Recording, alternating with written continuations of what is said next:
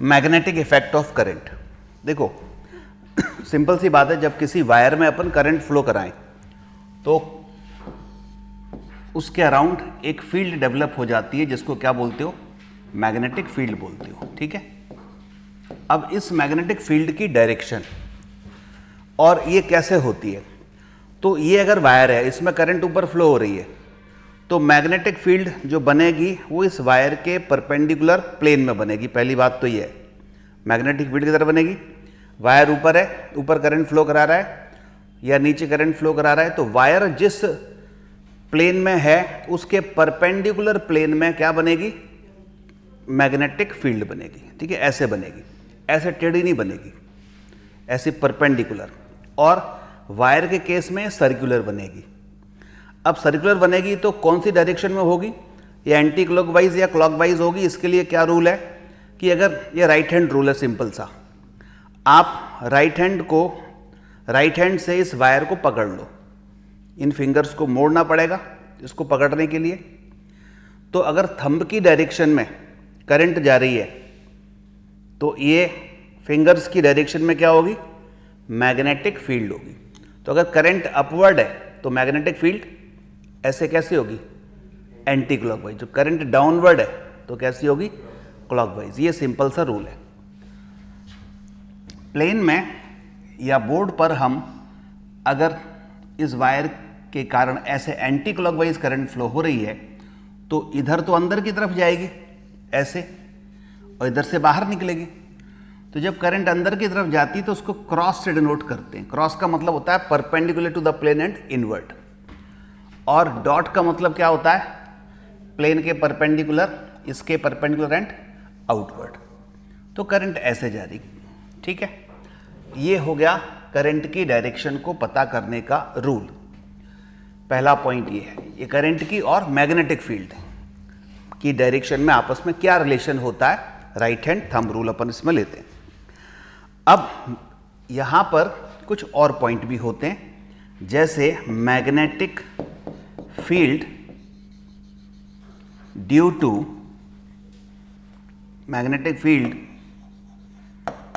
To point. अब जैसे आपने थोड़ा इलेक्ट्रिसिटी से इसको कंपेयर करें, इलेक्ट्रिक फील्ड से। Magnetic field due to point charge निकालते थे, sorry electric field due to charge निकालते थे तो KQ/R² आती थी। यहां पॉइंट चार्ज की जगह एक छोटा सा एलिमेंट आता है, तो magnetic field due to current carrying element. तो जो काम हम पॉइंट चार्ज के लिए करते थे वो यहां पर आएगा, करंट कैरिंग, ठीक है, element. Current carrying element, current carrying element होता है IDL। करंट के साथ अगर लेंथ, वायर की लेंथ जो कि वेरी वेरी स्मॉल लेंथ है उसका मल्टीप्लाई कर दो तो जो छोटा सा सेगमेंट है उसको बोलते हैं क्या, करंट कैरिंग एलिमेंट। ठीक है, ये होती है, इसको निकालते हैं बायो-सेवर्ट लॉ से। बायो-सेवर्ट लॉ, ठीक है, 12th में पढ़ते भी हैं। क्या होता है बायो-सेवर्ट लॉ, ये टेढ़ा मेढ़ा वायर है, ये छोटा सा करंट कैरिंग एलिमेंट है IDL। करंट स्केलर है, ध्यान देना, और करंट कैरिंग एलिमेंट ये वेक्टर है। ये करंट कैरिंग एलिमेंट है, ये वाला छोटा सा, डायरेक्शन इसकी है, यहां से ये थीटा एंगल पर एक पॉइंट है P, R डिस्टेंस पर। इस P पॉइंट पर इस करंट कैरिंग एलिमेंट के कारण अपने को मैग्नेटिक फील्ड निकालनी है।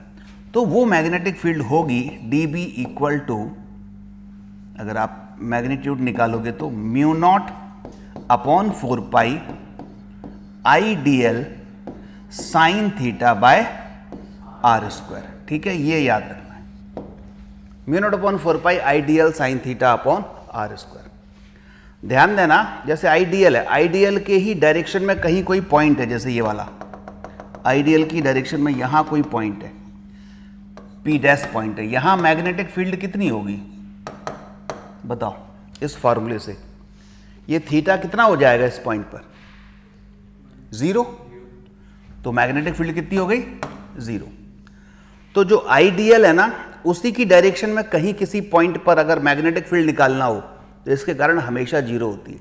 तो सीधा तार है, सीधा वायर है, तो सीधे वायर पर वायर की ही डायरेक्शन में, या वायर पर ही या वायर के ही आगे चलते चले जाओ उसी सीध में, तो वहां पर मैग्नेटिक फील्ड उस वायर के कारण क्या होगी? 0 ही होगी, पक्की बात है। ठीक है ना? तो ये बायो-सैवर्ट लॉ हो गया। यूनिट वगैरह आपको पता ही है। मैग्नेटिक फील्ड की जो यूनिट होती है, ऐसा यूनिट वो होती है टेस्ला, और सीजीएस होती है गॉस।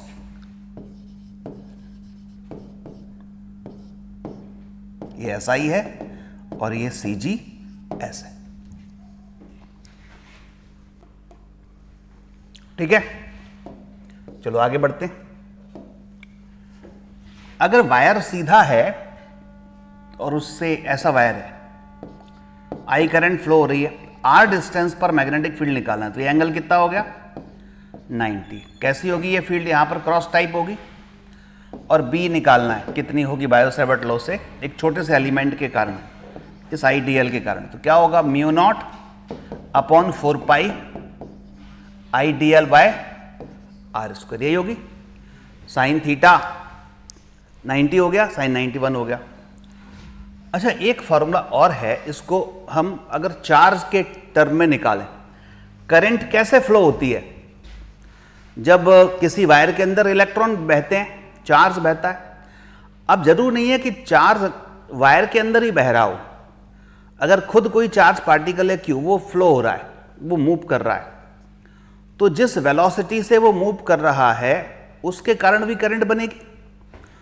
तो हम, आप देखें इसको, म्यू नॉट अपॉन 4 पाई आई को क्या लिख सकते हैं?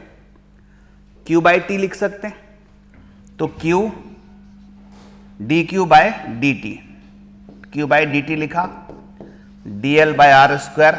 तो जरा बताओ, ये D L by D T क्या बन जाएगा? वेलोसिटी। तो हमारे पास फॉर्मूला बन गया B equal to mu not upon 4 pi Q v upon R square. तो ये चार्ज के टर्म में बायो-सैवर्ट लॉ का फॉर्मूला है कि अगर कोई charge particle Q v velocity से मूव कर रहा है तो उसके कारण भी आसपास मैग्नेटिक फील्ड बनेगी। कितनी बनेगी? Mu not upon 4 pi Q B by R square. Clear है? ठीक है। करंट डेंसिटी के टर्म में यही फॉर्मूला कैसे लिखा जाए? In term of the current density, in terms of current density. धारा घनत्व क्या कहते हैं हिंदी में? धारा घनत्व के पदों में इसको अपन देखें।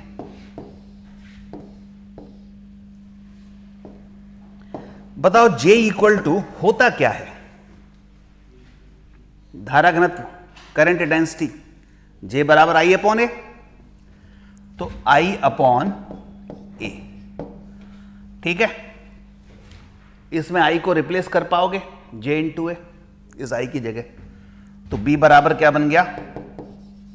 Mu naught upon 4 pi, I की जगह लिखा J इंटू ए, डी एल पहले से ही है, बाय आर स्क्वायर। अच्छा, ए डी एल क्या होता है? एरिया इंटू लेंथ, वॉल्यूम, तो इसको डीवी लिख सकते हैं। तो ये B इक्वल टू बन गया mu not upon 4 pi J into D भी बाय आर स्क्वायर। डीवी क्या है? वॉल्यूम है। अब अगर इसको वेक्टर फॉर्म में लिखोगे, वेक्टर फॉर्म में, तो आर से ऊपर नीचे मल्टीप्लाई कर दो। एक्चुअली वॉल्यूम जो है ना वो वेक्टर नहीं है, ठीक है। तो B इक्वल टू बनेगा mu not upon 4 pi J vector cross R vector by R cube D भी। समझ आया बात? Mu not upon 4 pi B vector है, B vector, J cross R, cross product होता है, J vector cross R vector by R cube into D V. D V volume है, ठीक है, और ये स्केलर है। तो ये कहानी हो गई आपके इसके बायो सेवर्ट लॉ की इतने फॉर्मूले आपको बायो सेवर्ट लॉ में याद होने चाहिए, ठीक है।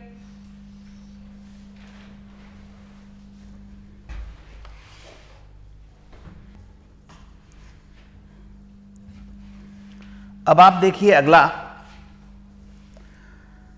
Magnetic field due to circular coil.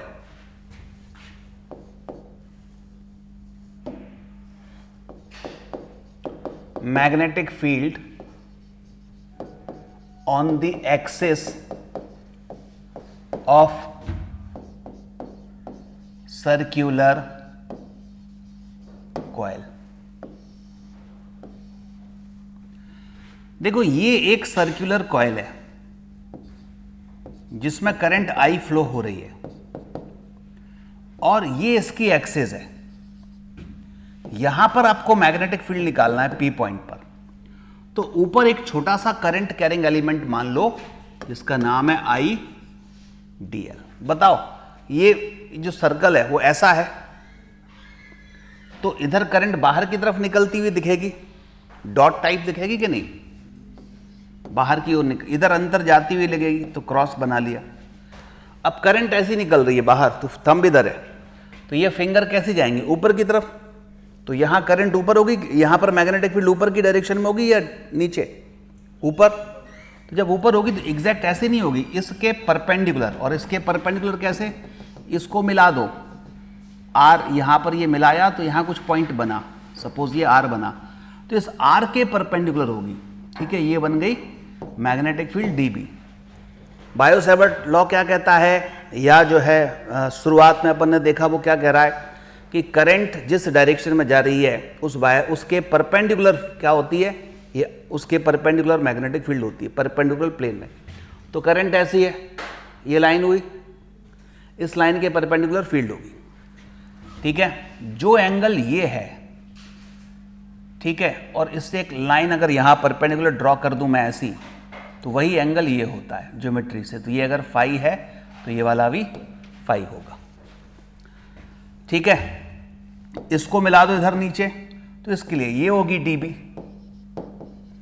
फिर इस डीबी के कंपोनेंट कर लो, डीबी कॉस फाई, इधर डीबी साइन फाई, ऐसे इसके कर लो, इधर डीबी कॉस फाई, इधर डीबी साइन फाई, ठीक है। ये भी एंगल फाई है। यहां से यहां तक डिस्टेंस सपोज एक्स है और ये इसकी रेडियस आर है। तो अब डेरिवेशन में नहीं जा रहे हैं, सीधे हम यहां पर मैग्नेटिक फील्ड निकाल रहे हैं। नेट मैग्नेटिक फील्ड होगी इंटीग्रल डीबी साइन फाई, क्योंकि ये डीबी कॉस फाई तो कट जाएंगे सारे कंपोनेंट में और सारे डीबी साइन फाई ऐड होंगे। तो फाइनली जो हमारा आंसर आएगा वो आएगा म्यू नॉट अपॉन 4 पाई, ठीक है। अगर इसमें नंबर ऑफ टर्न n है, अभी तो एक टर्न के लिए देखा है, ऐसे ऐसे कॉइल कितनी बने, n बने, तो म्यू नॉट अपॉन 4 पाई एन आई, बोलो याद है किसी को, एन आई तो आएगा, वो होता है बायो सेवर्ट लॉ। अपन जो पढ़ते थे वो होता है बायो सेवर्ट लॉ। अब है N I R square upon, अभी बता दो चलो। और अगर हम पूरे कैलकुलेशन करें तो ये 4 पाई हटा देते हैं और ये आता है mu naught N I R square upon 2 R square plus X square की पावर 3/2। इसको याद रखना है, mu naught N I R square, मन में बोल दो 5 बार तो याद हो जाएगा। Mu naught N I R square upon 2 R square plus X square की पावर 3/2, ठीक है।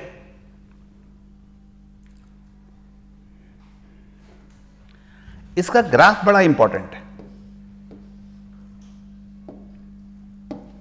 अगर हम b और x के बीच में ग्राफ ड्रॉ करें तो पहली बात तो लीनियर नहीं बन रहा, तो स्ट्रेट लाइन तो आएगा नहीं, अजीब सा इक्वेशन है। तो ये लेकिन पता है कि सेंटर पर मैग्नेटिक फील्ड कितनी होगी, सेंटर पर निकालें तो x की जगह क्या लिखना पड़ेगा इसमें, 0। तो अगर मैं सेंटर पर मैग्नेटिक फील्ड निकालूं और x को इसमें 0 कर दूं तो बताओ कितनी आएगी। x को 0 किया तो 2 से 2 कट गया, 2r की, ये 2 से 2 कट गया, 2r क्यूब आया, एक ऊपर r स्क्वायर है वो भी कट जाएगा, क्या बचेगा mu naught N I upon 2r, ये बचेगा। मतलब सेंटर पर ये मैग्नेटिक फील्ड कुछ होती है जो कि मैक्सिमम होती है। यहां हुआ सेंटर पर मैग्नेटिक फील्ड पॉइंट बना लिया BC। अब एक ये भी पक्का पता है कि अगर इनफाइनाइट की बात करें तो वहां तो 0 हो जाएगी मैग्नेटिक फील्ड, क्योंकि x की वैल्यू इनफाइनाइट हो जाएगी, समथिंग अपॉन इनफाइनाइट 0, तो इनफाइनाइट पे 0 हो रही है। ठीक इस साइड हुआ है वैसे इस साइड होगा, इस साइड भी इन्फिनिटी पे 0 हो जाएगी। तो यहां मैक्सिमम है, इनफाइनाइट पे 0 है, यानी मैक्सिमम से इनफाइनाइट तक जाएगी तो धीरे धीरे डिक्रीज होगी। और डिक्रीज कुछ इस तरह से होती है कि पहले ऐसे डिक्रीज होगी, ठीक है, ऐसे, और ऐसा ही ग्राफ कुछ इधर बनेगा।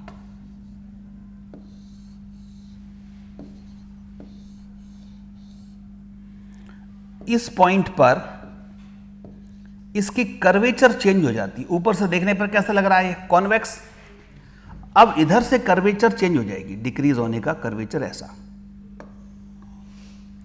ये 2 पॉइंट जहां से इस कर्व की कर्वेचर चेंज होती है, ए और ए डैश है, ये x equal to r/2 distance पर होते हैं, प्लस माइनस r/2 डिस्टेंस पर होते हैं। तो इन दोनों पॉइंट के बीच में डिस्टेंस r हो गई, रेडियस के बराबर। इनको पॉइंट्स ऑफ इन्फ्लेक्शन या पॉइंट ऑफ कर्वेचर चेंज बोलते हैं, यानी यहां से इनकी वक्रता परिवर्तित हो रही है। जहां से इनकी वक्रता परिवर्तन हो रही है, ये वक्रता परिवर्तन बिंदु है।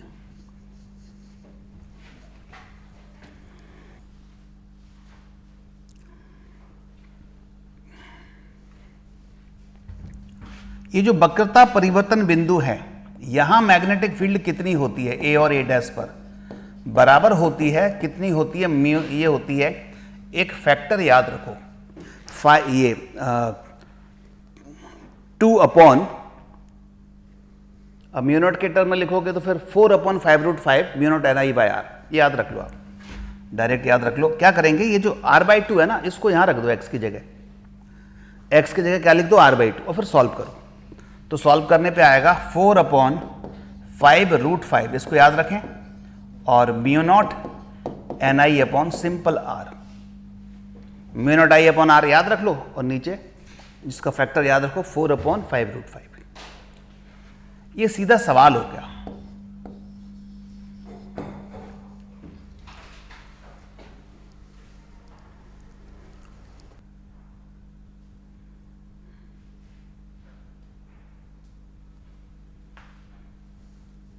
मिटाऊं? देखो कैसे अपने को यहां पर अप्लाई करना है, और अप्लाई करने के लिए जैसे एक सीधा इनफाइनाइट लॉन्ग वायर है, पहले फाइनाइट की बात करते हैं फिर इनफाइनाइट देखते हैं। फाइनाइट लॉन्ग वायर, सब में करंट फ्लो हो रही है, करंट कैरिंग वायर है, ठीक है।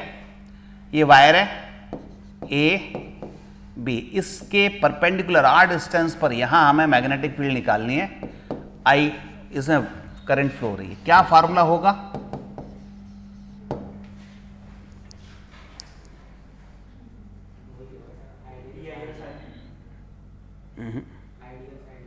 वो तो बायो-सैवर्ट लॉ हो गया, बोलो। Mu not upon 4 I bracket sign alpha plus sine beta.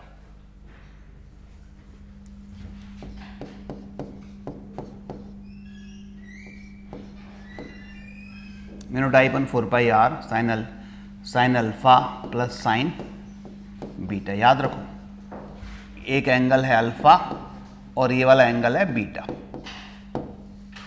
ठीक है। एक्सट्रीम पॉइंट्स के एंगल है ये, भूलो मत, ये सब बताए थे आपको। अब अगर इनफाइनाइट वायर है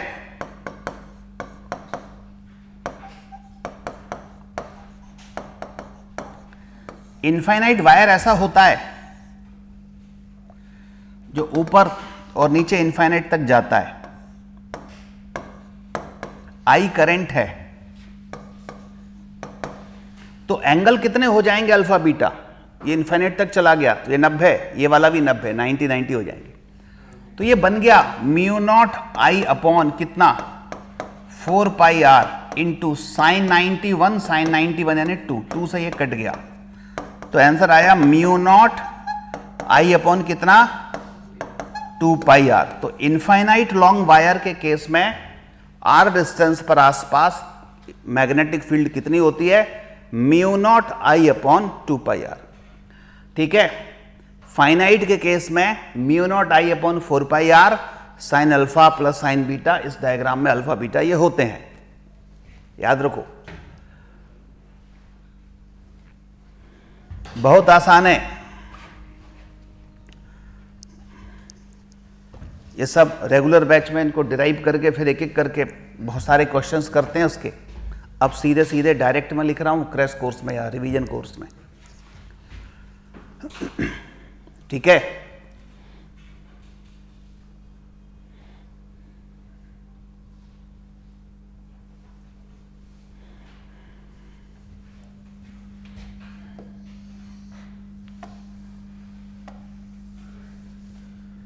अब है इसके बाद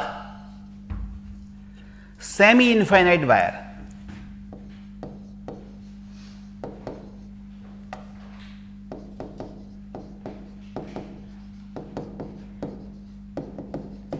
सेमी इनफाइनाइट वायर क्या होता है कि ये यहां से स्टार्ट होता है, किसी एक जगह पर तो इनफाइनाइट तक जाता है, दूसरी जगह पर इनफाइनाइट नहीं जाता, वहां से एक कॉर्नर से, उस वायर के कॉर्नर से आर डिस्टेंस पर हमें मैग्नेटिक फील्ड निकालनी पड़ती है, एक कॉर्नर से आर डिस्टेंस पर।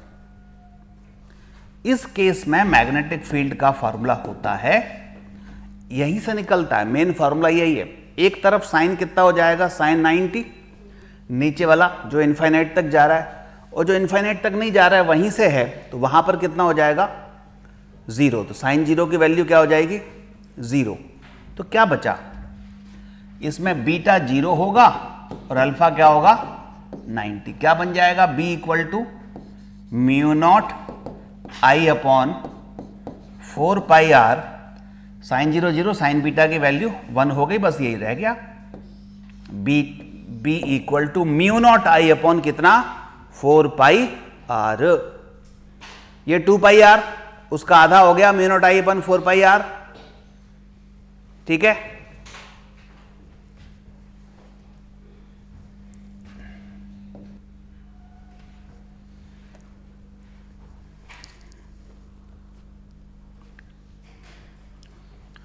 अब अगर सर्कुलर वायर हो तो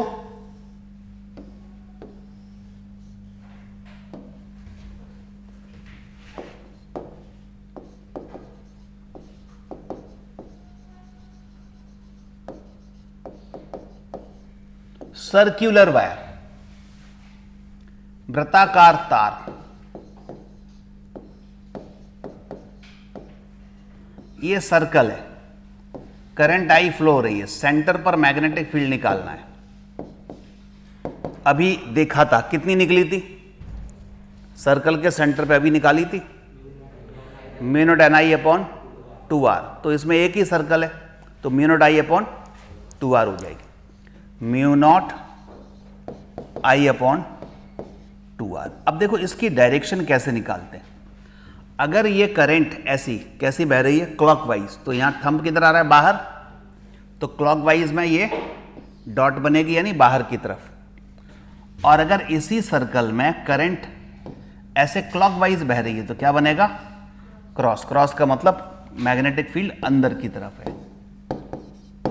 ठीक है, तो ये एंटी क्लॉकवाइज में डॉट और क्लॉकवाइज करंट में क्या बनता है क्रॉस। सेमी सर्कुलर है,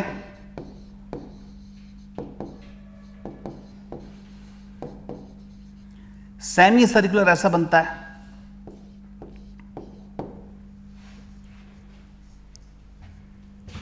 तो इसका और आधा हो जाएगा कितना mu naught I upon 4r।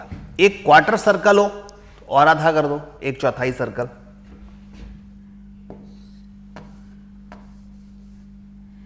ये अर्धवृत्त है।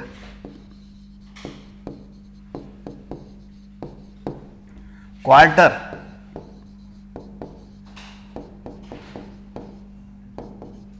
एक चौथाई सर्कल,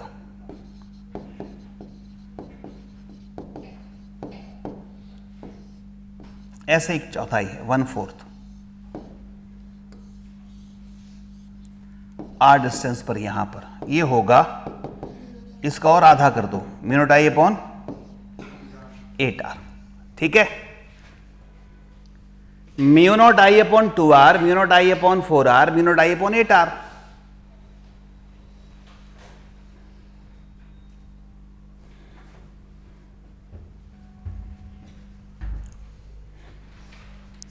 ठीक है,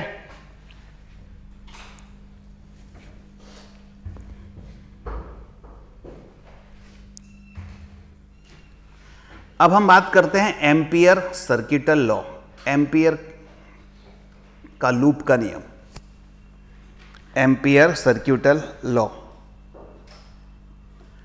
एम्पियर का लूप का नियम। बेटाऊं,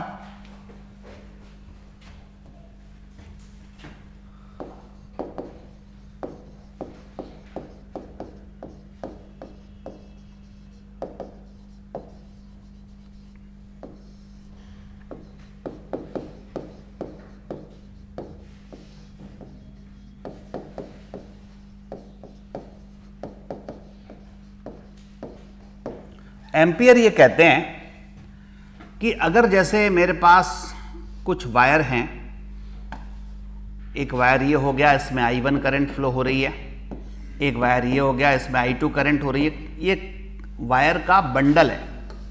एक वायर ये हो गया, इसमें I3 करंट फ्लो हो रही है, और भी कुछ वायर हैं, मान लीजिए I4 भी है। तो एम्पियर ये कहते हैं कि अगर आप इन सभी वायर या इनमें से कुछ वायर के कारण इकट्ठी मैग्नेटिक फील्ड निकालना चाहते हैं, तो आप उन वायर को एक लूप के अंदर बंद कर लो, और वो लूप कैसा हो, इन सभी वायर के परपेंडिकुलर प्लेन में हो, लंबवत तल में हो। जैसे मुझे केवल इन 3 वायर के कारण मैग्नेटिक फील्ड निकालनी है, तो मैं एक लूप बनाऊंगा ऐसे। ठीक है, टेढ़ा मेढ़ा कोई भी लूप बना सकते हैं, सर्कुलर लूप भी बना सकते हैं। तो ऐसा मैंने बंद कर लिया, ये लूप बना, बंद लूप, और इसके ऊपर क्या हो रही है, ये वायर है, इस प्लेन में लूप है, उसके परपेंडिकुलर वायर है। तो किसी जगह पर अगर हमें मैग्नेटिक फील्ड निकालनी है, तो एम्पियर ये कहते हैं कि इंटीग्रल बी डीएल, यानी line integral of magnetic field, DL के साथ इंटीग्रल किया है तो लाइन इंटीग्रल कहते हैं, रेखीय समाकलन। लाइन इंटीग्रल क्यों, कि डीएल क्या है, लाइन है। लाइन किसकी है, ये लूप की लाइन। लूप पर कोई छोटा सा एलिमेंट है, आई डीएल नहीं, ओनली डीएल, आई तो ये रहा। ठीक है, तो इसके इस सभी वायर के कारण कहीं मैग्नेटिक फील्ड होगी, तो उस मैग्नेटिक फील्ड का एल के रिस्पेक्ट में इंटीग्रेशन करते हैं, तो इसको कहते हैं लाइन इंटीग्रल। तो लाइन इंटीग्रल करना पड़ता है पूरे लूप के लिए, पूरे लूप के लिए। ठीक है, फॉर लूप, और पूरे लूप के लिए करना है तो आप यहां पे क्या करो, इसमें ऐसे सर्कल ऐसा बना दो। इसका मतलब ये होता है कि ये पूरे लूप के लिए अपन ने लाइन इंटीग्रल किया है। बराबर होगा क्या, mu naught times, mu naught गुना किसका, इस लूप के अंदर जितनी करंट हैं उन सभी करंट के सम का, टोटल सम का, सिग्मा आई। ये सिंपल सा एम्पियर का नियम है। तो इसमें अप्लाई करें, integral B D L dot बराबर म्यू नॉट, ब्रैकेट में कितनी करंट है, 1 2 3, सबको ऐड कर दो। डायरेक्शन देखते हुए, ऊपर की डायरेक्शन प्लस मान लो, नीचे की minus. I1 minus I2 plus I3 हो गया, बस इंटीग्रल। ये हो गया आपका एम्पियर का नियम। ठीक है, अब ऐसा एग्जाम में पूछ सकते हैं कि बहुत सारे वायर दिए हुए हैं, लूप से घिरे हुए कुछ ही वायर हैं, तो वो कहेगा कि बताओ कौन सा स्टेटमेंट सही है। तो लूप के अंदर जो करंट हैं वो डायरेक्शन के साथ यहाँ पर लिखने हैं प्लस माइनस, लूप के जो बाहर करंट हैं वो नहीं लिखनी। समझ आ गई बात? अप्लाई करना सीखें इसको। जैसे अगर मुझे एक इनफाइनाइट वायर है, ऊपर इनफाइनाइट तक जा रहा है, नीचे इनफाइनाइट से आ रहा है, आर डिस्टेंस पर मैग्नेटिक फील्ड निकालनी है, तो क्या करो आप, ये तो एक ही वायर है, तो एक ही वायर है तो इसको सर्कल से घेर दो ऐसे।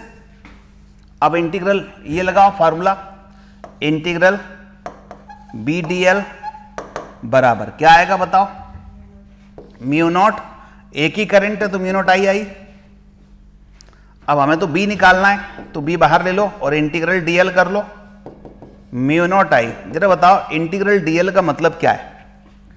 ये लूप पर जो डीएल बहुत सारे क्या थे, एलिमेंट थे, उन सबको इकट्ठा करना, क्योंकि इंटीग्रल का मतलब ही होता है इकट्ठा करना। तो सारे डीएल इकट्ठा कर लोगे तो क्या बन जाएगा, सरकमफ्रेंस बन जाएगी। तो इस इंटीग्रल डीएल को मैं क्या लिख दूंगा, 2 पाई आर बराबर म्यू नॉट आई। जरा बी बराबर बताओ कितना आया, mu naught I upon 2 pi R. क्या वही नहीं आ गया जो इनफाइनाइट लॉन्ग वायर के कारण आर डिस्टेंस पर फील्ड का फॉर्मूला बनाया था, mu naught I upon 2 pi R. ठीक है, ये है mu naught I upon 2 pi R. 2022 में इसी कॉन्सेप्ट पर बेस्ड क्वेश्चन आया था, अभी बताता हूं मैं एम्पियर लॉ को कहां अप्लाई किया था, ग्राफ के द्वारा।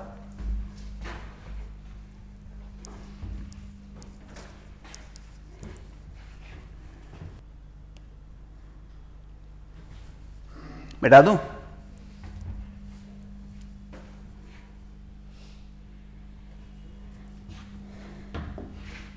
अब देखो, एक पाइप है, सिंपल करंट कैरिंग पाइप,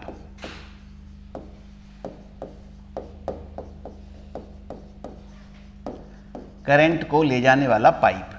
ठीक है, हॉलो पाइप, पाइप हॉलो होता है, तो ये हॉलो पाइप है, ये इसका मटेरियल होगा, और अंदर तो हॉलोनेस है, तो इसमें तो कोई कुछ मटेरियल है नहीं, ये रेडियस आर है। इस पर 3 क्वेश्चन आएंगे। पहला, आप अच्छा इसमें करंट फ्लो रही आई, मैग्नेटिक फील्ड आउटसाइड कितनी है ये बताओ, मैग्नेटिक फील्ड सरफेस पर इसकी कितनी है ये बताओ, मैग्नेटिक फील्ड इनसाइड कितनी है ये बताओ, मैग्नेटिक फील्ड सेंटर पर कितनी है ये बताओ, और इसका ग्राफ भी बताओ। 5वां बताओ graph between B and R. तो अगर हमें इस पाइप से बाहर कहीं आर डिस्टेंस पर मैग्नेटिक फील्ड निकालनी है, तो सेंटर से आर डिस्टेंस का आप क्या बना लो, लूप बना लो। ठीक है, अब बाहर मैग्नेटिक फील्ड निकालनी है तो लूप के अंदर क्या है, एक पूरा का पूरा पाइप फंसा हुआ है इस लूप में, तो कितनी करंट जा रही है इसमें पाइप में, आई। तो ये सिंपल सा वायर का केस बन गया, infinite long wire. Infinite long wire के आसपास मैग्नेटिक फील्ड कितनी होती है, तो वही फॉर्मूला आएगा, म्यू नॉट, बोलो mu naught I upon 2 pi R. एस सेंटर पर, सॉरी सरफेस पे, सरफेस क्या है, ये आर डिस्टेंस है, तो इसमें क्या आ जाएगा, आर की वैल्यू कितनी हो जाएगी। अब हम कैपिटल आर रेडियस का बनाएंगे, तो कैपिटल आर रेडियस के अंदर करंट है, सरफेस पे तो करंट है ना, तो वो रहेगी, तो यही बन जाएगा म्यू नॉट, बोलो I upon 2 pi capital R. Inside मान लो मुझे यहां निकालना है एक्स डिस्टेंस पर, इस जगह पे, तो एक्स डिस्टेंस, एक्स रेडियस का लूप बना लो। अब चेक करो इस एक्स रेडियस के अंदर करंट है कि नहीं है, बताओ, इस एक्स रेडियस के अंदर करंट है तो कितनी है? अरे करंट तो मटेरियल में बहती है ना, हवा में थोड़ी बहती है, तो ये तो हॉलो है, तो एक्स के अंदर कोई मटेरियल ही नहीं है, तो इसमें कोई करंट नहीं बह रही है। जब करंट नहीं बह रही है तो मैग्नेटिक फील्ड जीरो। सेंटर पर भी मैग्नेटिक फील्ड जीरो, क्योंकि सेंटर पर भी क्या नहीं है, मटेरियल ही नहीं है। तो हॉलो पाइप में करंट सरफेस पे बहती है, उस मटेरियल में बहती है, इसलिए मैग्नेटिक फील्ड पाइप के बाहर हो सकती है, पाइप के सरफेस पर हो सकती है, मैग्नेटिक फील्ड कभी भी उसके अंदर नहीं होगी। ठीक है, तो अब इसका ग्राफ ड्रॉ करोगे बी और आर के बीच में, तो ये सेंटर है, सेंटर से small R equal to capital R तक, बताओ मैग्नेटिक फील्ड जीरो। अचानक सरफेस पर मैक्सिमम हो गई बी एस, और उसके बाद फिर क्या होगा, ये डिक्रीज होगी हाइपरबोलिकली, क्योंकि आउटसाइड बी इनवर्सली प्रोपोर्शनल क्या है, आर, तो हाइपरबोला बनेगा, ये ग्राफ बनेगा।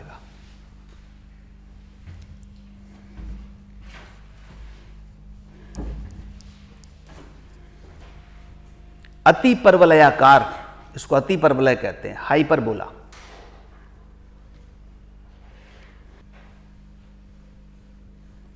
मिटा दूं?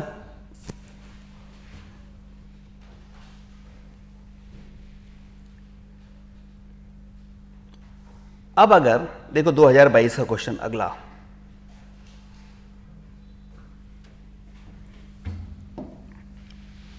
इसी हॉलो पाइप की बजाय मैं कुछ ऐसा लूं, सॉलिड रॉड है ये, तो ठीक है,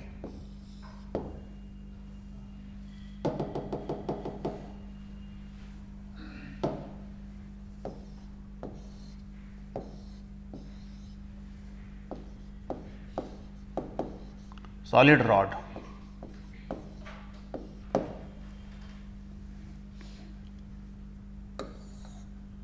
ये आर की रेडियस है इसकी। सबसे पहले आउटसाइड मैग्नेटिक फील्ड निकालनी है, इस जगह पे करंट फ्लो हो रही है, इसमें आई, बोलो कितनी आएगी बाहर के लिए, लूप बनाया, लूप के अंदर लूप के अंदर करंट है, तो फॉर्मूला क्या बन जाएगा, वही म्यू नॉट आई अपॉन कितना, 2 पाई आर। इसमें कोई दिक्कत नहीं, सरफेस पे बोलो mu naught I upon 2 pi capital are. अब अगर मैं इनसाइड निकालूं, यहां x डिस्टेंस पर इस जगह पे निकालनी है, तो लूप बना लो ऐसा। अब आप बताओ इनसाइड जीरो होगी या कुछ और होगी, क्योंकि x के अंदर मटेरियल है, तो मटेरियल जो है ये वाला, इसमें भी तो करंट जा रही है ना, तो इसके अंदर जो मटेरियल है, अच्छा पूरे वायर में करंट कितनी जा रही थी, आई, जिसका क्रॉस सेक्शनल एरिया ए था।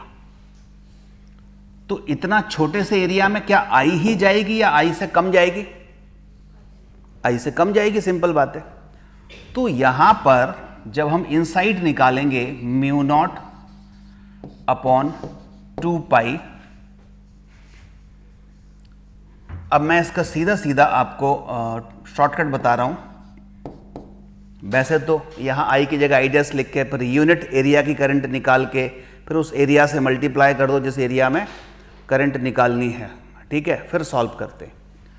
अदरवाइज हम इसको ऐसा कर सकते हैं, आप सरफेस की निकाल लो पहले। सरफेस की क्या है, mu naught I upon 2 pi R. Surface की निकाल के x बाई आर से मल्टीप्लाई करना है, बस आंसर आ जाएगा। कितने से, x बाई आर से। तो क्या बन गया, इनसाइड म्यू नॉट, अच्छा आई तो रह गई, mu naught I x upon 2 pi R square, ठीक है, समझ आ गई बात।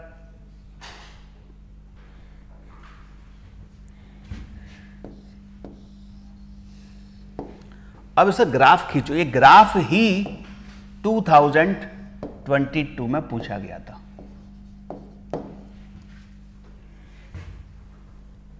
बी और एक्स के बीच में ग्राफ खींच रहे हैं, बी और डिस्टेंस के बीच में ग्राफ खींच रहे हैं, तो सेंटर पे जरा बताओ कितनी होगी।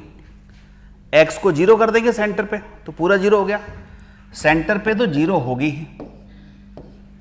अब इनसाइड देखो जरा, इनसाइड के लिए इतना तो कांस्टेंट है, तो बी डायरेक्टली प्रोपोर्शनल क्या हुआ, एक्स। तो इनसाइड के लिए बी इनसाइड डायरेक्टली प्रोपोर्शनल क्या होती है, एक्स। तो बी डायरेक्टली प्रोपोर्शनल एक्स है, तो उसका ग्राफ कैसा बनता है, स्ट्रेट लाइन। स्ट्रेट लाइन बन गया यहां तक, x इक्वल टू आर तक। अब जब यहां पहुंच गए, यहां सरफेस पे पहुंच गए हम, इसके बाद तो सरफेस से बाहर, और आउटसाइड मैग्नेटिक फील्ड क्या है, इनवर्सली प्रोपोर्शनल आर। तो इसका ग्राफ फिर से क्या बन जाएगा, हाइपरबोला। तो बी इनवर्सली प्रोपोर्शनल आउटसाइड है। तो ये ग्राफ 2022 का है।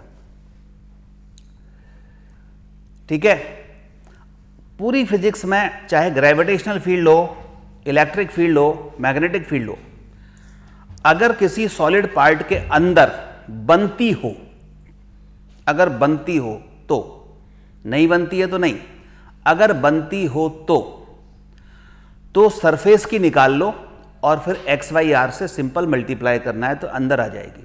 ठीक है, सॉलिड कंडक्टर अगर है, ठीक है, हालांकि ये कंडक्टर ही होगा, लेकिन सॉलिड कंडक्टर अगर इलेक्ट्रोस्टैटिक्स में है तो सॉलिड कंडक्टर में अंदर फील्ड होती नहीं है। कहां होती है, सरफेस पर और केवल बाहर। तो इसलिए वहां पर तो 0 ही होगी। हॉलो कंडक्टर है, सॉलिड कंडक्टर है, इलेक्ट्रिक फील्ड की बात कर रहे हैं तो electric field inside the conductor 0 होती है, क्योंकि चार्ज अंदर होता ही नहीं है। चार्ज कहां रहता है कंडक्टर में, सरफेस पे। ठीक है, लेकिन करंट कैरिंग कंडक्टर में चार्ज अंदर बहता है, क्योंकि उसमें चार्ज बह रहा है। अगर चार्ज रेस्ट में हो ना तो क्या होगा, वो रिपल्शन के कारण सरफेस पे आ जाएगा, अंदर होगा ही नहीं।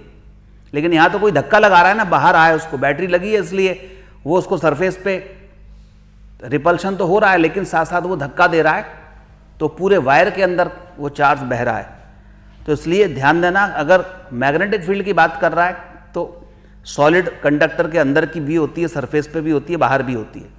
पाइप की बात कर रहा है तो अंदर नहीं होती, सरफेस पे होती है, बाहर होती है।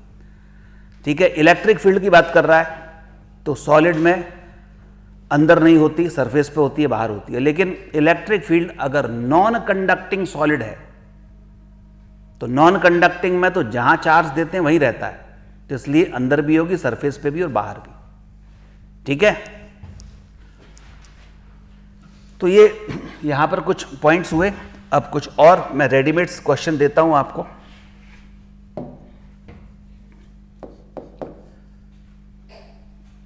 जैसे जो बार बार पूछे गए हैं उन्हीं की बात कर रहे हैं अपन। यहां ये इन्फिनिट से आ रहा है, इन्फिनिट तक जा रहा है, आर रेडियस है, तो यहां सेंटर पर मैग्नेटिक फील्ड बतानी है और करंट आई फ्लो हो रही है। तो जितने सेगमेंट होते हैं ना, जितने टुकड़े होते हैं, हर टुकड़े की मैग्नेटिक फील्ड निकाल के उनका वेक्टर सम करना है, उनका सदिश योग करना है। तो पहला टुकड़ा कौन सा है इसमें, ये वाला।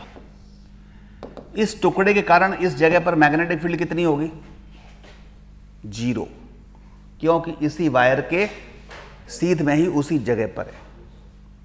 तो बायो-सैवर्ट लॉ से बताया था अभी, एंगल 0 हो जाता है।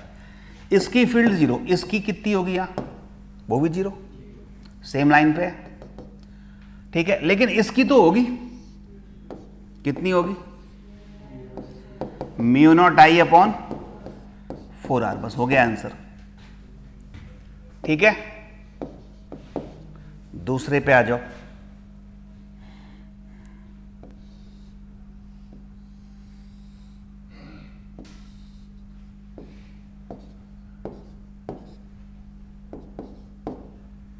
बोलो, इसमें यहां सेंटर पर मैग्नेटिक फील्ड,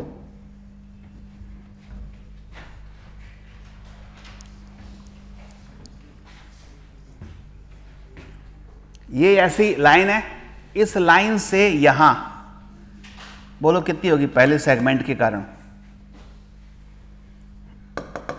कौन सा तार है ये? सेमी इनफाइनाइट, ये ढूंढना है कौन सा है, सेमी इनफाइनाइट की कितनी होती है, mu naught I upon 4 pi R. अच्छा, डॉट होगी कि क्रॉस होगी? करंट इधर जा रही है, थंब करंट, और ये फिंगर इस जगह पे कहां जाएंगे, अंदर, ऐसे मुड़ के अंदर आएंगी, अंदर मतलब क्रॉस। ये कौन सा वायर है, दूसरा वाला, सेमी सर्कल। सेमी सर्कल की क्या होती है, म्यू नॉट आई अपॉन, अरे 8 कहां से होगी, 4R। डॉट या क्रॉस, कैसी करंट है, एंटी क्लॉकवाइज। एंटी क्लॉकवाइज में क्या होती है, डॉट। इस पे आ जाओ, वही होगी जो पहले नंबर की है, क्योंकि ये भी सेमी इनफाइनाइट है, mu naught I upon 4 pi R. Dot या क्रॉस, ये इधर है, करंट इधर जा रही है, तो ये फिंगर्स ऊपर किधर जाएंगे, अंदर की तरफ, क्रॉस। 2 क्रॉस हो गए, 1 डॉट हो गया। तो क्रॉस क्रॉस को पहले ऐड कर दो, जिनकी डायरेक्शन सेम है उनको ऐड कर दो। ऐड किया तो क्या हुआ, mu naught I upon 2 pi R बन जाएगा, mu naught I upon 4R। ये ठीक है, बोलो। अब बताओ, mu naught I upon 2 pi R बड़ा है कि mu naught I upon 4R बड़ा है?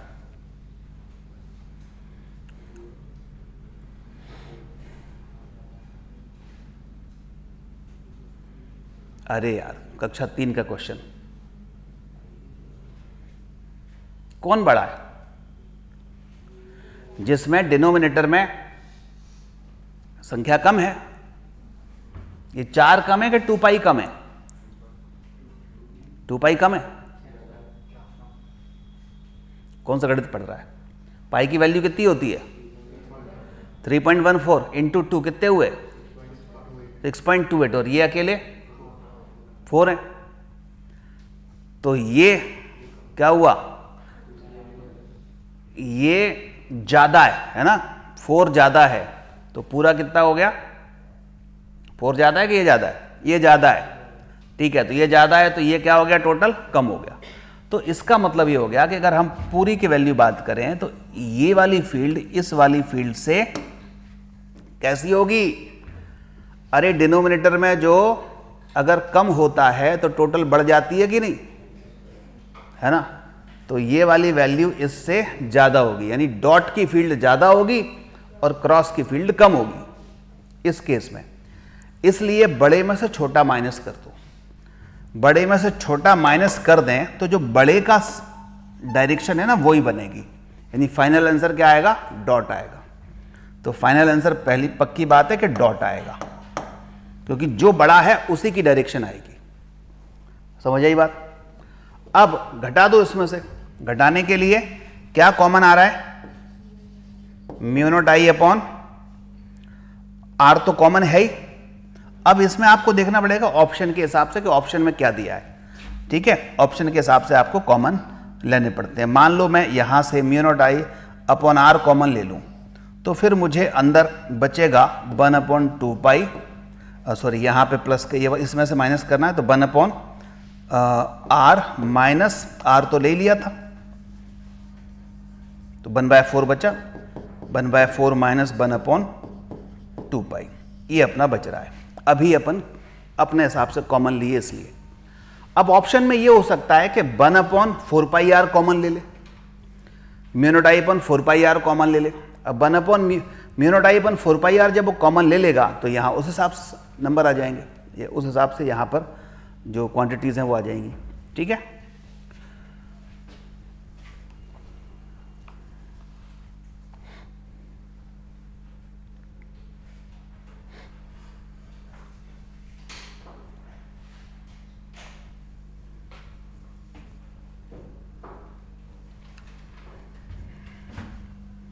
ये वाली फील्ड इससे कैसी है, ज्यादा।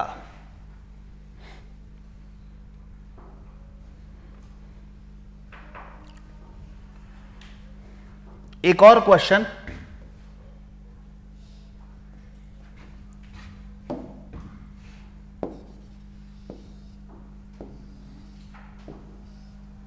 ऐसा है,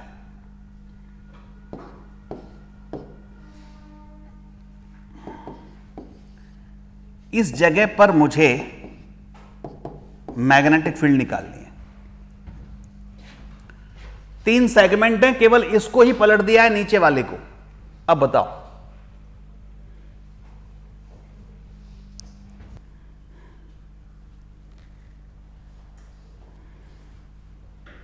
क्या आ रहा है?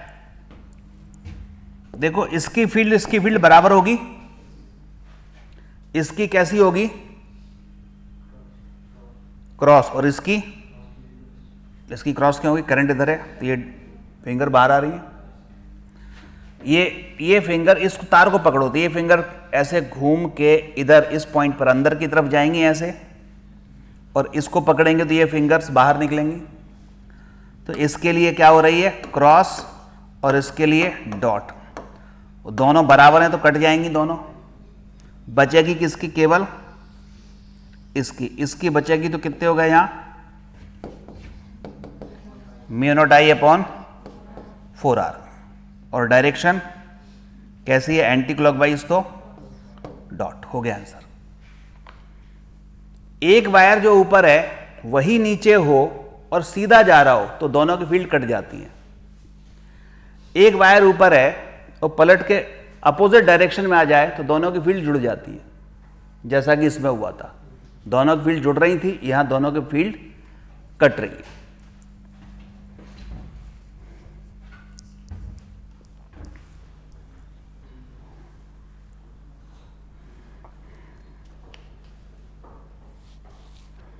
चलो नेक्स्ट आता है सोलेनोइड।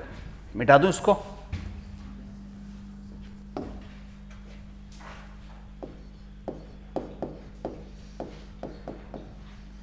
सोलेनोइड क्या होता है? इस तरह से इसको बोलते हैं परिनालिका। ऐसे सर्कल बनते चले जाते हैं, लेंथ L है और L बहुत ज्यादा है, ठीक है, लॉन्ग सोलेनोइड है।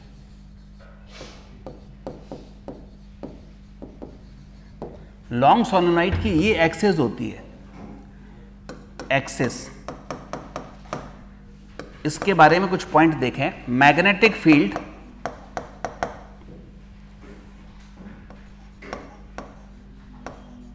अराउंड एक्सिस ही होती है,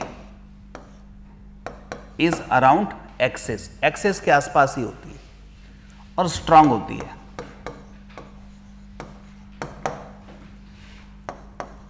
आउटसाइड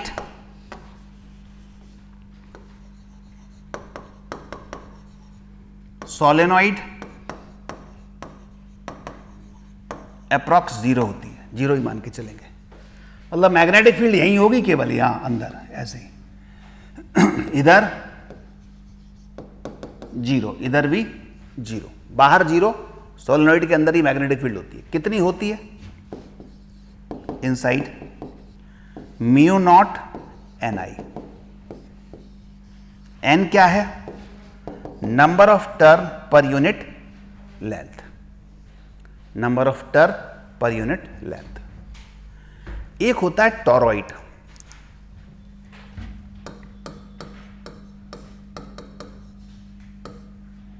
टॉरॉइड इसी सोलेनोइड के ऐसे सर्कल में बेंड कर दो,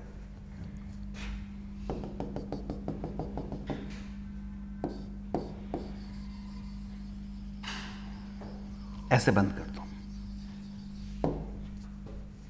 ठीक है। R radius. बताओ यहां फील्ड होगी? नहीं होगी। यहां होगी, इसके अंदर यहां होगी, यहां होगी, यहां नॉट 0, यहां तो होगी कुछ ना कुछ। कितनी होगी? जो ये है वही होगी, μ0Ni। स्मॉल n को क्या लिखते हैं? Capital N/L I। अब जरा सोचो, μ0Ni, L को क्या लिखें? ये पूरा सर्कल की लेंथ, पूरे सर्कल की लेंथ कितनी हो गई? 2πr। पाई आर स्क्वायर एरिया होता है 2 पाई आर, बस हो गया answer, mu naught N I upon 2 pi R. तो बी आ गई है mu naught N I upon कितना 2 पाई आर। इसको बोलते हैं torrid.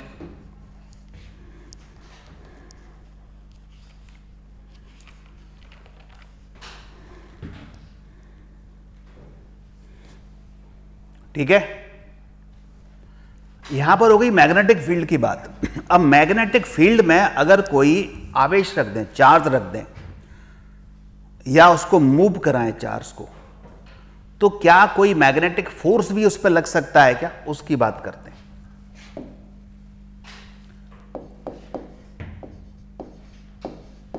Magnetic force on moving charge.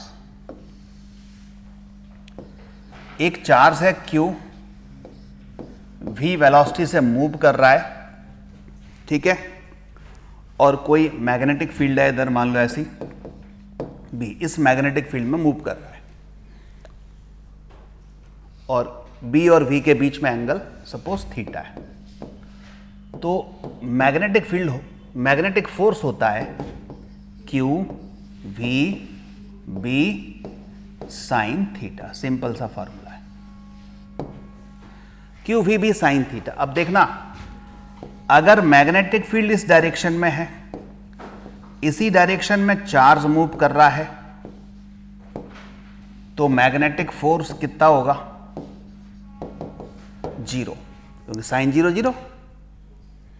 तो मैग्नेटिक फील्ड की डायरेक्शन में ही अगर चार्ज मूव कर रहा है v वेलोसिटी से, तो मैग्नेटिक फील्ड कोई भी फोर्स उस पर नहीं लगाएगी। लेकिन अगर जिस डायरेक्शन में मैग्नेटिक फील्ड है उसके परपेंडिकुलर कोई चार्ज पार्टिकल v वेलोसिटी से मूव कर रहा है, तो मैग्नेटिक फोर्स लगेगा और मैक्सिमम लगेगा। साइन थीटा, साइन 90 कितना हो जाएगा 1, तो क्यू वी बी ये मैक्सिमम लगता है। ठीक है, बात क्लियर हो गई, मैक्सिमम फोर्स लगेगा।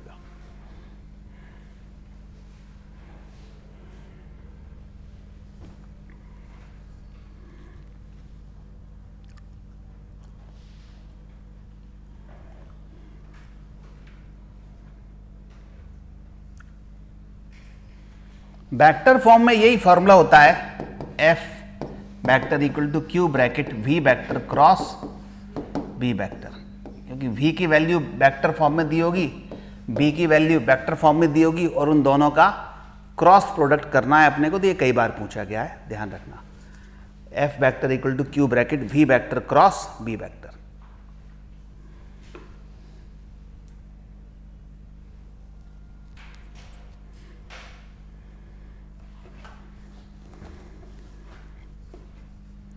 अब इस पर भी कुछ रेडीमेड क्वेश्चन बनते हैं, देखो।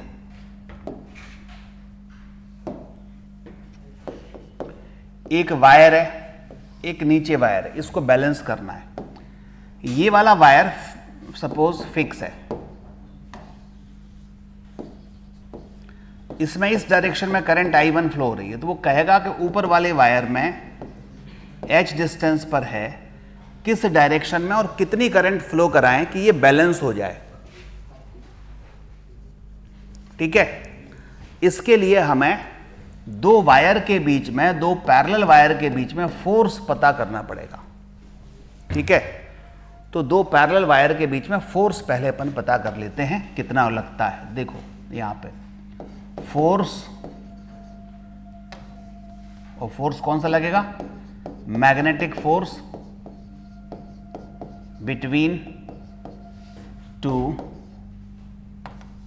To wires. ये वायर कैसे होंगे, करंट कैरिंग वायर होंगे। जैसे एक वायर है, इसमें I1 करंट फ्लो हो रही है, दूसरा वायर है सपोज I2 करंट फ्लो हो रही है, और दोनों के बीच में डिस्टेंस आ रहा है। तो ये वायर दूसरे वायर को रिपेल करेगा कि अट्रैक्ट करेगा, ये अपने को चेक करना है। तो एक काम करते हैं, सबसे पहले इस I1 की इस जगह पर मैग्नेटिक फील्ड निकालते हैं। I1 की मैग्नेटिक फील्ड I2 पे कितनी होगी, कौन सी डायरेक्शन में होगी और कितनी होगी। करंट ऊपर, ये थंब ऐसे जाएंगे, ये फिंगर्स ऐसे जाएंगे, इस जगह पे क्या होगा, क्रॉस या डॉट, इस वाले वायर के लिए क्रॉस। तो इस पहले वायर के कारण यहां फील्ड कौन सी बनेगी, क्रॉस, B1 मान लेता हूं। कितनी बनेगी, mu not I upon infinite wire है ना, 2πr बनेगी और क्रॉस बनेगी। ठीक है, इस क्रॉस फील्ड में I2 रखा है, तो फोर्स कितना लगेगा, अभी लेकर देखा था, BIL। B कितना, ये वाला mu naught I upon I1 upon कितना, 2πr इंटू ये वाली करंट, इसकी I2 इंटू L बन गया। अब अगर फोर्स पर यूनिट लेंथ निकालना हो F/L, तो L से डिवाइड कर दिया, क्या बन गया, mu not I1 I2 upon 2πr। ये फॉर्मूला होता है यूनिट लेंथ का फोर्स। अब सुनो, ये दोनों अट्रैक्ट करेंगे या रिपेल करेंगे, उसके लिए क्या है कि इस वायर पर फोर्स जो निकला F, उसकी डायरेक्शन कैसे पता करेंगे। डायरेक्शन के लिए लेते हैं Fleming's left hand rule. Fleming's left hand rule, Fleming's left hand rule. एक मिनट जरा, हेलो हेलो सर, मॉर्निंग, बस एक 10 मिनट रुक जा, एक क्लास चल रही, ख़त्म कर रहा हूँ, है ना। जी जी जी, हाँ हाँ बिल्कुल।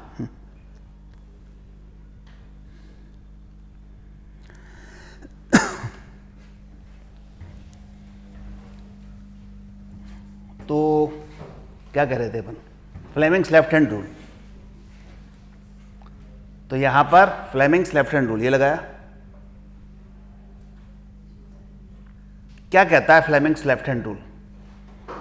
फ्लेमिंग्स लेफ्ट हैंड रूल ये कहता है, ऐसे याद कर लो, father mother and child, father mother and child, father छोटे होते हैं, father mother and child. Father हो गए force, magnetic field mother, see current, बस इतना ही सा है। तो यहां पर सबसे पहले अपने को क्या देखना है, सबसे पहले चेक करेंगे मैग्नेटिक फील्ड, फिर देखेंगे करंट और फिर लास्ट में फोर्स। तो मैग्नेटिक फील्ड जिस डायरेक्शन में है उस डायरेक्शन में ये फिंगर आनी चाहिए। तो मैग्नेटिक फील्ड क्रॉस है, ये क्रॉस,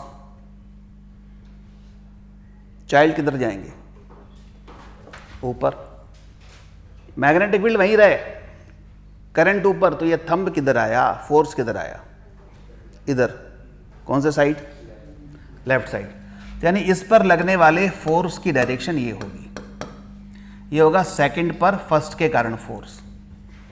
और न्यूटन थर्ड लॉ से इसको निकालने की जरूरत ही नहीं है, न्यूटन थर्ड लॉ से इस पर इधर ही होगी, पक्की बात है, F12। तो ये दोनों क्या कर रहे हैं, अट्रैक्ट कर रहे हैं। तो याद रखिए, जब वायर्स पैरेलल वायर में सेम डायरेक्शन में करंट फ्लो होती है तो अट्रैक्ट करते हैं, अपोजिट डायरेक्शन में करंट फ्लो होगी तो रिपेल। ठीक है, पैरेलल में सेम डायरेक्शन में क्या होगी, बोलो, सेम डायरेक्शन में क्या होगी, अट्रैक्शन, और अपोजिट डायरेक्शन में रिपल्शन। ये वायर के केस में है, लेकिन अगर अकेला चार्ज बह रहा है, वायर में नहीं बह रहा,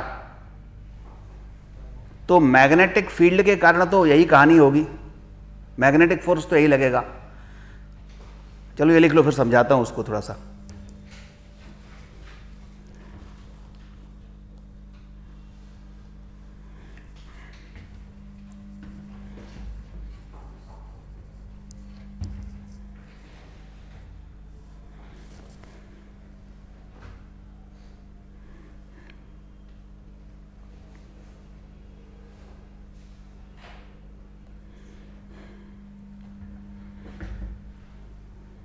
मिटाऊं?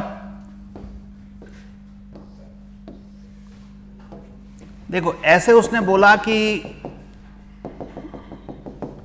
इलेक्ट्रॉन बीम जा रही है, इलेक्ट्रॉन्स बीम, इलेक्ट्रॉन पुंज कहते हैं इसको, चार्ज की कोई बीम है, जरूर नहीं इलेक्ट्रॉन बीम हो, प्रोटॉन बीम भी हो सकती है, कोई भी चार्ज की बीम जा रही है। तो बीम जाती है ना, तो एक के बाद एक चार्ज भागते हुए चले जा रहे हैं चींटियों की तरह, दो पैरेलल लाइन है, चींटियां भाग रही हैं इस पैरेलल लाइन में, ऐसे चार्ज भाग रहे हैं। तो इस केस में मैग्नेटिक फोर्स भी लगेगा और इलेक्ट्रोस्टैटिक फोर्स भी लगेगा, समझ आई बात? और इलेक्ट्रोस्टैटिक फोर्स स्ट्रांग होता है मैग्नेटिक फोर्स से। तो चूंकि सेम डायरेक्शन में जा रहे हैं तो करंट भी सेम डायरेक्शन में बनेगी, तो मैग्नेटिक फोर्स के कारण तो वो अट्रैक्ट करेंगे, लेकिन चूंकि दोनों ही इलेक्ट्रॉन बीम है तो इलेक्ट्रॉन इलेक्ट्रॉन में क्या होगा? रिपल्शन होगा। तो इलेक्ट्रोस्टैटिक रिपल्शन होगा, मैग्नेटिक अट्रैक्शन होगा। तो नेट फोर्स क्या हुआ? रिपल्शन। क्यों? क्योंकि इलेक्ट्रोस्टैटिक्स बड़ा होता है। अब आप कहोगे इसमें क्यों नहीं लगा मैग्नेटिक फोर्स, इलेक्ट्रिक फोर्स? इसमें भी तो चार्ज बह रहा है। Current carrying wire electrically neutral होता है, क्योंकि चार्ज वायर तब बनता है जब उसको इलेक्ट्रॉन बाहर से देते हैं या उससे इलेक्ट्रॉन निकालते हैं। यहां हम वायर को ना इलेक्ट्रॉन दे रहे हैं ना ले रहे हैं, जो उसके पास है उन्हीं को बहा रहे हैं। तो इसलिए इलेक्ट्रिकली न्यूट्रल होता है करंट कैरिंग वायर। ये नोट लिख लो, current carrying wire always electrically neutral. धारावाही तार हमेशा उदासीन होता है, धारावाही तार हमेशा उदासीन होता है, उस पर कोई चार्ज नहीं होता, ठीक है? इसलिए इलेक्ट्रोस्टैटिक फोर्स लग ही नहीं सकता, ठीक? Therefore no electrostatic force. लेकिन अगर चार्ज बीम है, in case of charge beam both force will act, but electrostatic force will be stronger than magnetic force. लेकिन आवेश पुंज की स्थिति में, आवेश पुंज की स्थिति में दोनों बल लगेंगे और स्थिर विद्युत बल चुंबकीय बल से शक्तिशाली होगा। स्थिर विद्युत बल चुंबकीय बल से अधिक शक्तिशाली होगा, ठीक है? समझ आ गई बात? तो यहां पर अब कोई पूछे कि दो इलेक्ट्रॉन बीम सेम डायरेक्शन में जा रही हैं, बताओ रिपेल करेंगी कि अट्रैक्ट करेंगी? तो ये रिपेल करेंगी, ठीक है ना? वायर होते तो अट्रैक्ट करती।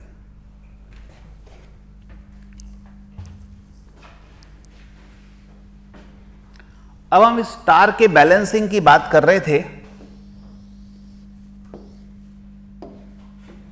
एक वायर है, एक वायर यहां है, ये वायर फिक्स है और उसमें I1 करंट फ्लो हो रही है, और दूसरा वायर H हाइट पर है, दूसरा वायर H हाइट पर है।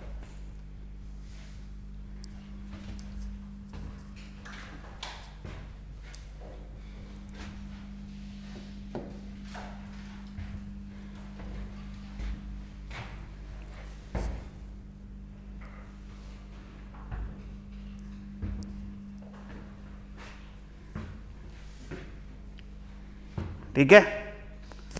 तो ऊपर वाले वायर में कितनी करंट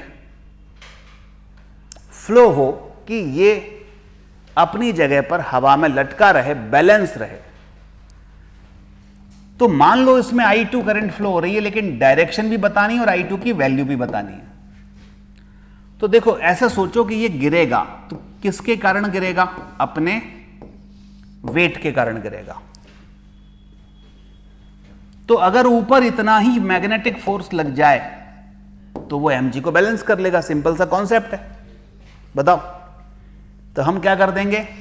Fm बराबर mg। यहां से तो हमारे पास इसकी कहानी यानी I2 की कहानी समझ में आ जाएगी। Fm क्या होता है? अभी क्या लिखा? दोनों के बीच में फोर्स बताओ। Mu not I1 I2 divide by, और ये यूनिट लेंथ का है, लेंथ 1 मीटर है, बोलो 2 पाई r, ठीक है, बराबर mg। यहां से I2 आ जाएगा, बाकी वैल्यू दी होंगी, आपको I2 निकालना पड़ेगा। अब डायरेक्शन कौन सी होगी, इन दोनों को अट्रैक्ट करवाना है कि रिपेल करवाना है? अट्रैक्ट करवाएंगे तो वो वैसे ही गिर रहा था और गिर जाएगा नीचे। बैलेंस कराने के लिए क्या करना पड़ेगा, अब ये वायर है, ये नीचे, ये तो वैसे ही नीचे गिर रहा था, अब नीचे वाला भी खींच ले उसको, तो डबल फोर्स से गिरेगा वो, तो फिर कहाँ बैलेंस हुआ? तो बैलेंसिंग के लिए इसको रिपेल करना चाहिए, तो रिपेल के लिए ऊपर फोर्स चाहिए ना, रिपेल के लिए अपोजिट डायरेक्शन में करंट होनी चाहिए, तो ये I2 इधर होना चाहिए अपोजिट डायरेक्शन में, ठीक है।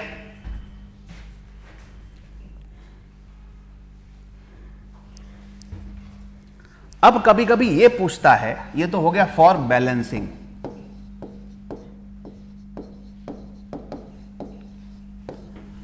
अब वो कहता है कि अगर मान लीजिए इस वायर में जो बैलेंस हो रहा था पहले, अब करंट की डायरेक्शन पलट दें, सेम डायरेक्शन में कर दें। If current is in same direction, upper wire में सेम डायरेक्शन में करंट हो, तो क्या होगा? बैलेंस हो पाएगा? नहीं। क्या होगा? नीचे गिरेगा। तो जब नीचे गिरेगा तो कितने एक्सेलरेशन से गिरेगा? Then find acceleration.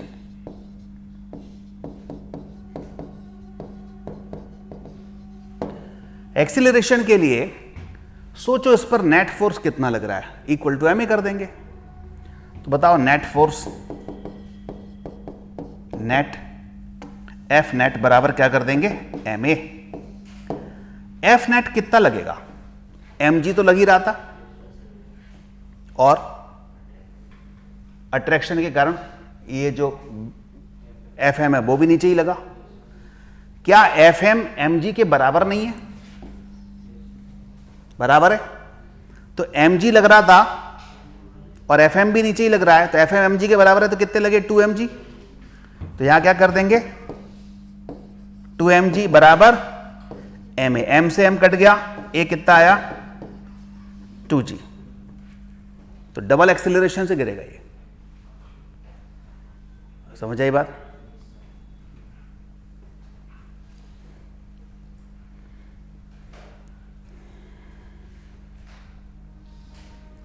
समझ आया? 2mg क्यों कर दिया? mg तो उसका खुद का है और प्लस fm भी लगा, लेकिन पहले ही प्रूफ कर चुके हैं कि fm और mg बराबर हैं बैलेंसिंग के केस में। तो डायरेक्शन पलटने पर mg के ही बराबर तो और नीचे एक फोर्स लगेगा जो fa होगा, fm होगा, तो इसलिए 2mg हो गया। तो a इक्वल टू आ गया आपके पास 2g।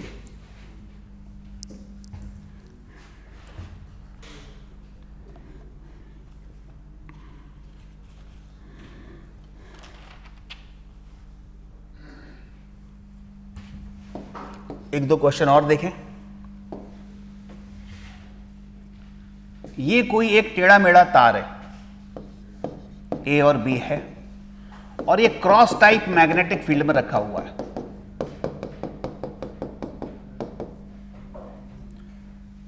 और यहां से यहां तक लेंथ, और ये यहां से यहां तक लेंथ L है। तो बताओ इस पर लगने वाला फोर्स कितना होगा? फोर्स के लिए क्या चाहिए? BIL, परपेंडिकुलर तो दिख ही रहा है, तो यहां पर आंसर हो जाएगा BIL। अब जो L है वो कौन सी लेते हैं? ये L एक्चुअली ये टेढ़े मेढ़े वायर की एक्चुअल लेंथ नहीं होती, इफेक्टिव लेंथ होती है। क्या होती है ये? Effective length. इफेक्टिव लेंथ कहां से कहां तक? A से B को सीधे मिला दो, ये वाली डिस्टेंस, ठीक है। जैसे इस पर बेस्ड एक क्वेश्चन पूछा गया, ये एक R रेडियस का एक तार है और क्रॉस फील्ड में रखा है, क्रॉस फील्ड है, मैग्नेटिक फील्ड बी, तो बताओ इस पे लगने वाला फोर्स क्या होगा?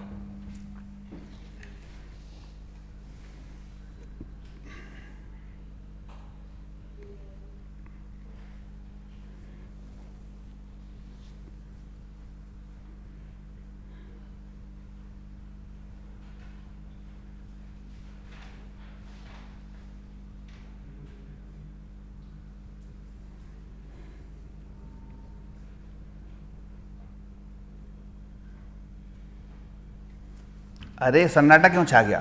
बी आई एल, एल क्या लेंगे? इफेक्टिव डिस्टेंस, यहां से यहां तक की डिस्टेंस ये 2r, बस हो गया आंसर। तार की लेंथ नहीं लेंगे, या टेढ़ा मेढ़ा तार हो तो इनिशियल पॉइंट और फाइनल पॉइंट को मिला दो, वो डिस्टेंस होती है इफेक्टिव, और सीधा तार है तो तार की लेंथ ले लो, ठीक है।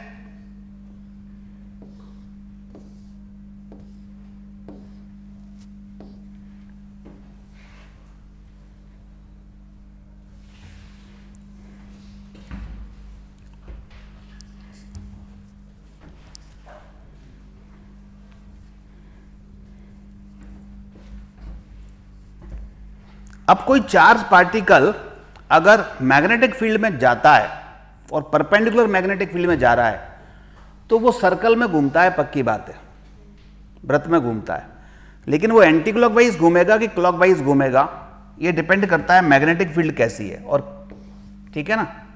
चलो उसको देखते हैं।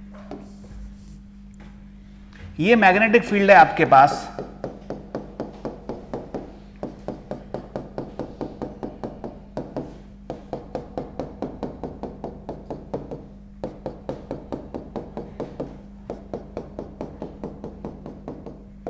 कैसी मैग्नेटिक फील्ड है?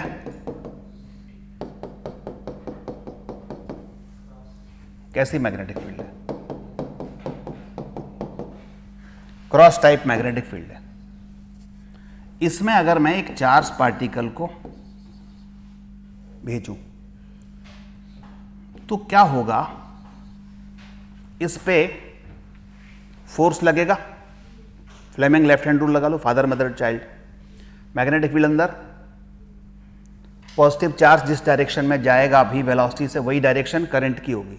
ये करंट थंब कहाँ गया? ऊपर, तो ऊपर फोर्स लगा, यानी ये इसको ऊपर ऐसे घुमा देगा आर रेडियस में। तो कैसे घुमा दिया बोलो? एंटी क्लॉकवाइज, ठीक है। और ये ऐसे इस जगह पे इधर फोर्स लगेगा, इस जगह पे इधर, इस जगह पे इधर, इस जगह पे इधर। लगा कि नहीं लगा? ऐसी डॉट फील्ड होती, पॉजिटिव चार्ज होता तो ऐसे घुमाता। तो इसके चार कॉम्बिनेशन है, चार सेट हैं, आप ऐसे याद कर लो।